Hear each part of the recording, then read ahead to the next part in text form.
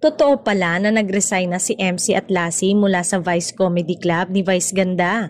Ito ay ayon sa mga ulat mula sa mga kilalang showbiz columnist tulad ni na Christy Fermin at MJ Marfori. Iniwan ni MC at Lassie ang comedy bar matapos ang ilang taon ng pagtatrabaho doon. Hindi pa malinaw ang mga dahilan ng kanilang pag-alis, ngunit may mga nagsasabi na may kinalaman ito sa mga hindi pagkakaunawaan sa pamunuan ng Vice Comedy Club.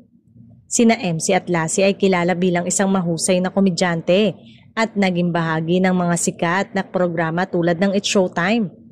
Ang kanilang pag-alis mula sa Vice Comedy Club ay nagdulot ng kalungkutan sa mga tagahanga at kasamahan sa industriya na naging bahagi na ng pagpunta sa nasabing bar ni Vice. Sa kabila ng kanilang pag-alis sa Vice Comedy Club, patuloy ang kanilang karera sa showbiz.